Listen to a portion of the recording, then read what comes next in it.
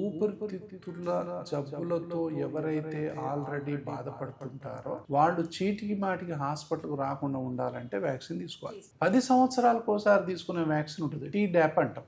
అంటే tetanus, diphtheria, దాని తర్వాత ఊపింగ్ కాఫ్ అంటాం, అంటే కోరింత దగ్గు.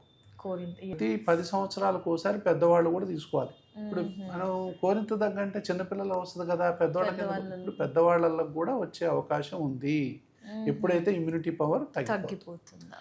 సో టీడాప్ అనేది ఎవ్రీ 10 years ఒకసారి తీసుకోవాలి. దాని తర్వాత వ్యారిసిల్లా వ్యాక్సిన్ అని ఉంది, అంటే ఏంటి, చికెన్ పాక్స్ కోసం. చికెన్ పాక్స్ ఒక్కోసారి చాలా తీవ్రంగా ఉంటుంది. చిన్నప్పుడు ఎవరికైతే తీసుకోలేదో వాళ్ళు ఏజ్లోనైనా కూడా ఈ చికెన్ పాక్స్ వ్యాక్సిన్ కూడా తీసుకోవచ్చు. చికెన్ పాక్స్ రాదు, ఒకసారి వ్యాక్సిన్ తీసుకుంటే రాదు. తర్వాత షింగిల్స్ అని ఉంటుంది, సో అది సప్ప అంటారు, రకరకాలు ఉంటాయి దానికి పేర్లు. సో హెర్పీస్ జోస్టర్ అంటారు దీన్ని. సో ఇది చిన్నప్పుడు ఎవరికైతే చికెన్ పాక్స్ వస్తుందో కొంతమందికి పెద్ద అయిన తర్వాత 45-50 ఏళ్ల తర్వాత ఇది వచ్చే అవకాశం ఉంటుంది. అంతే, న్యూరలాజికల్ పెయిన్ చాలా ఎక్కువ ఉంటుంది ఇందులో, హెర్పీస్ జోస్టర్లో. కాబట్టి ఎవరైతే 45-50 ఏళ్ళు దాటిన వాళ్ళు అందరూ ఉంటారో, చిన్నప్పుడు ముఖ్యంగా ఎవరికైతే చికెన్ పాక్స్ వచ్చిందని గుర్తుందో వాళ్ళందరూ కూడా ఈ వ్యాక్సిన్ తీసుకోవాలి. లేకపోతే న్యూరలాజికల్ పెయిన్ ఎంత ఉంటుందంటే ఆ పెయిన్ భరించలేక కొంతమంది సూసైడ్ చేసుకున్న వాళ్ళు కూడా ఉంటారు. అంత భయంకరమైనటువంటి న్యూరలాజికల్ పెయిన్ ఉంటుంది ఇందులో. ఒక పక్క ర్యాష్ వస్తుంది, ఒక సగం బాడీ వెనక నుంచి ఇక్కడ, అంటే హాఫ్ సర్కిల్లో మాత్రమే మనకు ర్యాష్ కనపడుతుంటుంది. అది న్యూరోనల్ డిస్ట్రిబ్యూషన్ అంటాం. ఆ డిస్ట్రిబ్యూషన్ ప్రకారము ఆ హెర్పీస్ జోస్టర్ ఒకసారి కొంతమంది కళ్ళల్లో వస్తుంది, ట్రైజెమినల్ న్యూరాలజియా టైప్లో. ఆ 5th nerve ఇన్వాల్వ్ అయినప్పుడు కంటి చూపు కూడా పోతుంది కొంతమంది.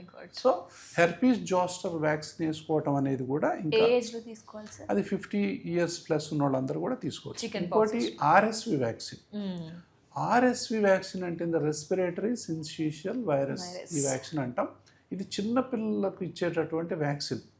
కానీ 75 సంవత్సరాలు పైబడ్డ వాళ్ళు ఎవరున్నా, లేదా 50 నుంచి 75 సంవత్సరాల లోపల ఎవరికైతే ఫ్రీక్వెంట్గా లంగ్ ఇన్ఫెక్షన్స్ వస్తూ ఉంటాయో, ఎవరి లంగ్స్ అయితే వీక్ ఉంటాయో వాళ్ళు ఆ వ్యాక్సిన్ తీసుకోవాల్సినటువంటి అవసరం ఉంది.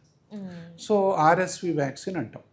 సో ముఖ్యంగా 75 సంవత్సరాలు దాటిన వాళ్ళందరికీ కూడా ఏమాత్రం రెస్పిరేటరీ ఇన్ఫెక్షన్స్ ఉన్నా కూడా ఇది కనుక తీసుకున్నట్లయితే వాళ్ళు మాటికి వాళ్ళల్లో ఇన్ఫెక్షన్స్ రావు, న్యూమోనియాలు రావు, హాస్పిటల్ అడ్మిట్ అవ్వరు, ఫ్రీక్వెంట్గా జబ్బు పడకుండా ఉంటారు.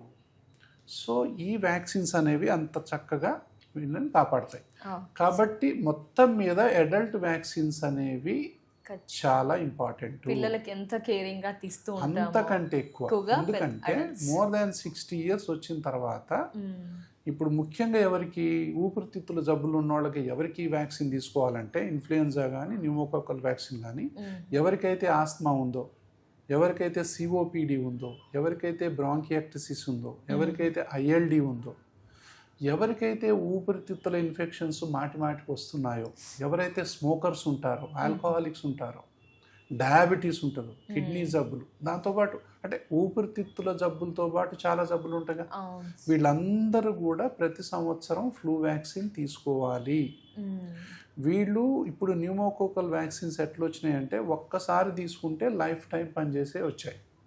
కొన్ని న్యూమోకోకల్ వ్యాక్సిన్స్ మనం 5 సంవత్సరాలు 10 సంవత్సరాలకు ఒకసారి కూడా తీసుకోవచ్చు, అంటే కాస్ట్ కొంచెం తక్కువ ఉంటుంది. కాస్ట్ ఎక్కువ ఉన్నటువంటి న్యూమోకోకల్ వ్యాక్సిన్ ఏదైతే ఉందో, సో కాంజుగేటెడ్ వ్యాక్సిన్స్ అంటాం, అవి కాస్ట్ ఎక్కువ కానీ లైఫ్ టైం పనిచేస్తాయి. సో ఇట్లా మనము ఊపిరితిత్తుల జబ్బులతో ఎవరైతే ఆల్రెడీ బాధపడుతుంటారో వాళ్ళు చీటికి మాటికి హాస్పిటల్కి రాకుండా ఉండాలంటే వ్యాక్సిన్ తీసుకోవాలి. శ్వాస హాస్పిటల్లో గత 30 సంవత్సరాలుగా ఈ వ్యాక్సిన్ వేస్తున్నాం మేము.